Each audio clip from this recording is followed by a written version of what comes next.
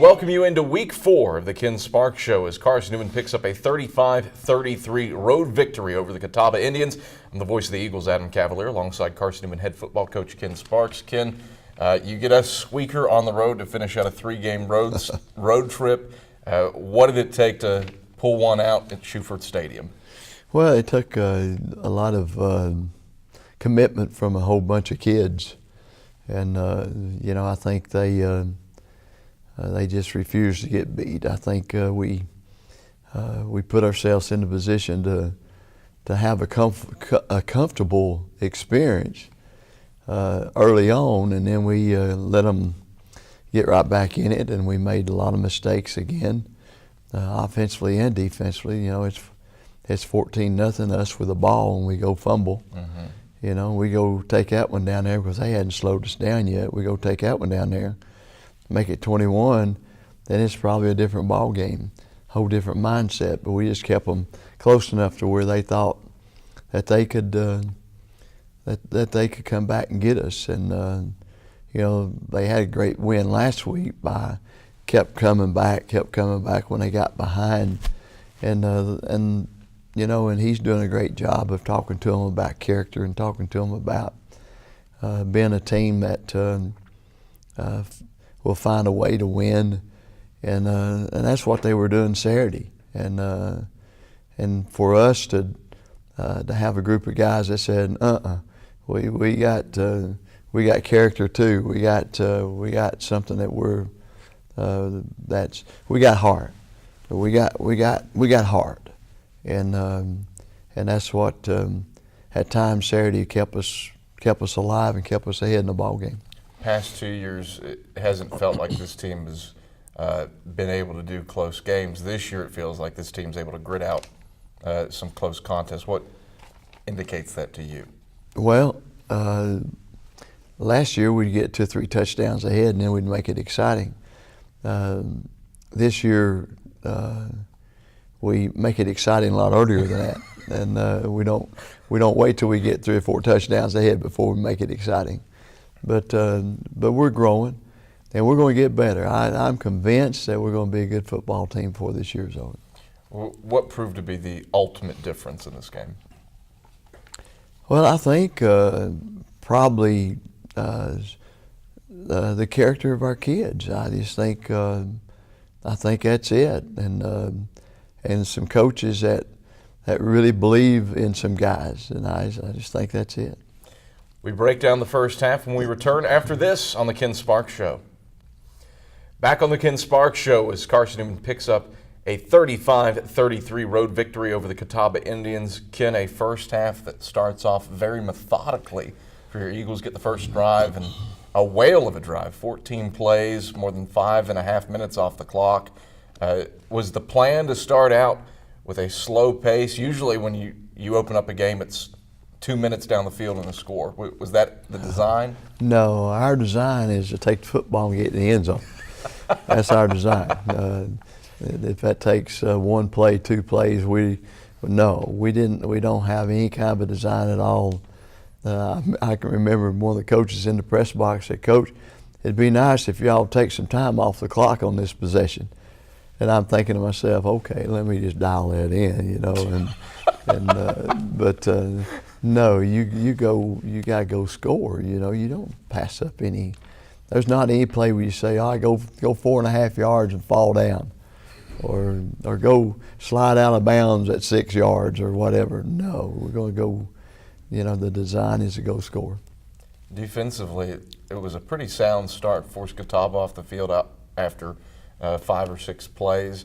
What did you like about the start of the game for your Eagles defensively? Well, I just thought it was a good start all the way around. It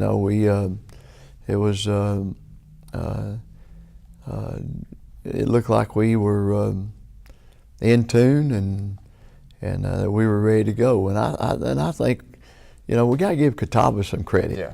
They're a good football team, and they did some things that got us out of whack, and defensively they did some things that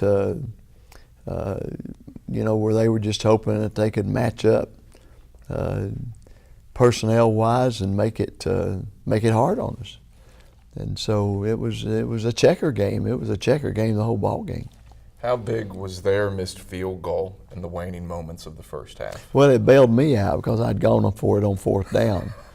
And so, you know, if we give them points right then, it certainly would have helped their mentality and probably would have hurt ours a little bit.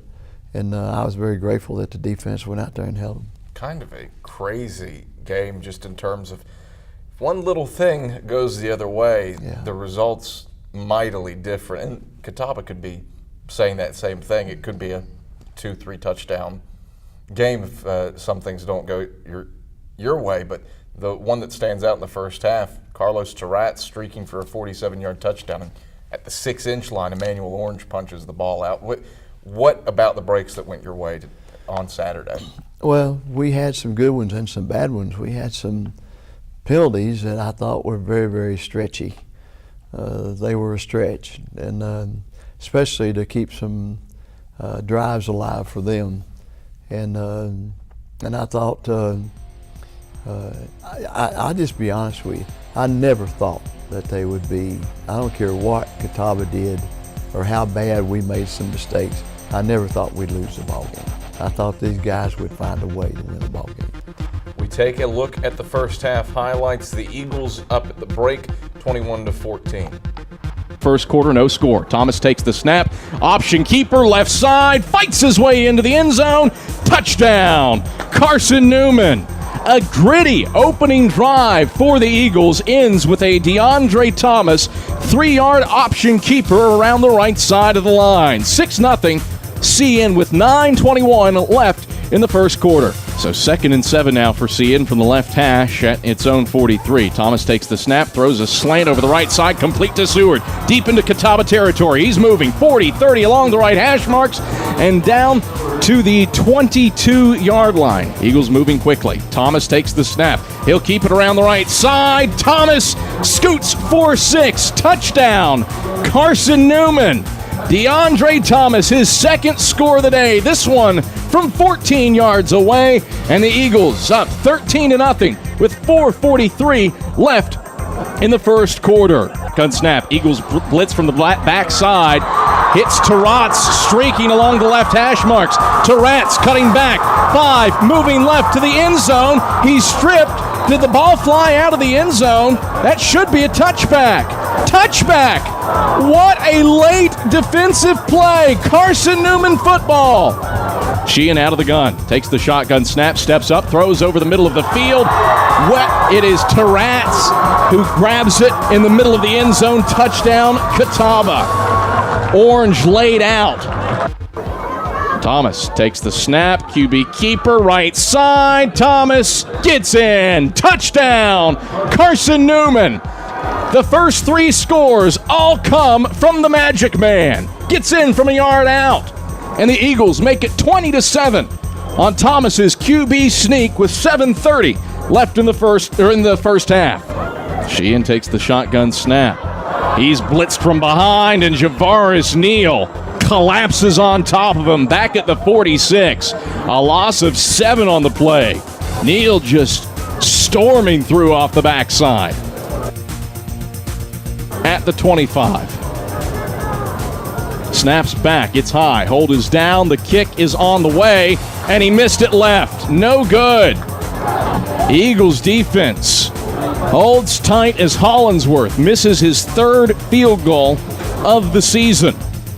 Those are the highlights from Carson-Newman's first half against the Catawba Indians. Ken, DeAndre Thomas making some magic happen with his legs and his arms. 4 touchdowns on the ground, 1 through the air. What'd the quarterback do well? Well, DeAndre is just a winner, and he'll find he's an athlete that's a winner, and athletes find ways to make plays. At the same time, they confused him a few times on reads, and we've got to get that down. It only takes one read to win a ball game or to lose a ball game when you run the option, and so we're counting on the quarterback to never guess ahead of time of what it's going to be. It's going to be a keep or a pitch, we expect him, to have the thought processes where you just react to the give because we've done it so much in practice that if there's not anybody there to make you pitch it, to keep it, but to be thinking pitch so that you're always snapping that head ready to pitch it. And that's, we're not there yet. And he made some great plays, but they played some games with him and won. And we got to get to the point that when they play games, we win. And but offense overall, we struggled a little bit getting linebackers blocked, which that bothered me. We're making too many linebackers look like they're all world, and the nose man played off the center and played soft, and when we were having a hard time keeping him blocked, he was coming off, and then we were still gaining yardage, but he was coming off and making a play, and we got to be able to correct that. You have Andy Hibbett, who goes over the 100-yard mark for the third consecutive game. What's he doing in the backfield for you? Well, he's just a plow horse. He's just a guy that is going to give it all he's got, and he's a veteran. He's a guy that knows where to go, and we've been matching up guys who haven't played much with him, and so it's been making it that much more important for him to do what Andy does, and that's really a good football player. When we get back on the Ken Sparks Show, we'll break down the second half as the Eagles eke out a 35-33 road victory over the Indians. That's after this. Back in the Ken Sparks Show as Carson-Newman pulls out the 35-33 victory on the road over Catawba's Indians, a game that was close, but the Eagles managed to never trail. Ken, late in the game, Catawba makes the surge. What do you do to prevent the Indians from getting all the way back and eventually taking the lead? Well, we had 3 minutes and I think 1 second left when they scored, and which got it back down to a field goal game, and so the offense had to go out and make at least one first down, and because Catawba had 2 first downs left, and so of course the first thing we had to do is get the kickoff, which we weren't sure, so we put the hands group in just in case, and which meant that we didn't get much of a return, which meant we started pretty deep.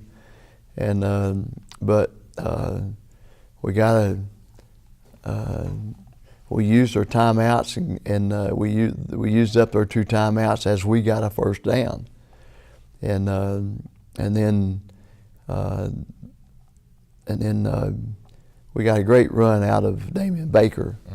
Mm-hmm. That not only put us another first down, but it also put it back down on their end of the field, whereas if we had a problem, turnover or something, they still probably wouldn't have time to go to just to line up and kick a field goal. So so that was huge. And then we did a little fake with it, which is a naked bootleg, mm-hmm. just so we could use. They did a good job defending it, but we just wanted to use some time, and that took another 4 or 5 seconds off the clock. And after that, we was able to go into what we call our victory formation and take a knee a couple of times. And I love victory formation. I love victory formation. It's a great formation. It's my favorite play in the whole world. I wonder why. Let me ponder that one for a second. You bring up Damian Baker, solid 20-yard run to help you ice the game. Jamal Jones gets his first start. What about the job of those two at running back? Well, it seems to be a little bit different speed when they're in the ball game. Of course, Jamal's been here a couple of years, and if we could get him well, he could really be a factor for us. And because he gives us a speed that's pretty good, and I'm convinced, just based on what I saw in junior college and based on what I've seen in spurts out here, that if Damian knew where to go and consistently would go there, then he would be a pretty good football player for us. In fact, I think he could really be a great one for us. We take a look at the second half. All the highlights from Carson-Newman's 35-33 victory over the Indians. First and goal from the 5 for Carson-Newman. Thomas takes the snap. He'll run it left. Has a blocker and Hibbett. Thomas gets into the end zone. Touchdown, Carson-Newman. 4 scores for DeAndre Thomas as he moves into the top 10 on Carson-Newman's all-time rushing touchdowns list. What a perfect play for the Eagles there. 27-17, Carson-Newman. 5:02 left in the second. Shotgun for Sheehan. Back to pass. Lobs it to the back of the end zone. Too easy. No, he stepped out of the back of the end zone. Hamilton caught it, but his heels were on the end line. And what a break for Carson-Newman. Hamilton was wide open in the back of the end zone. Caught it easily, but his heels, like a basketball player, on the baseline. Called out of bounds. Carson-Newman miraculously is still out in front. 28-26 with 12 to work with.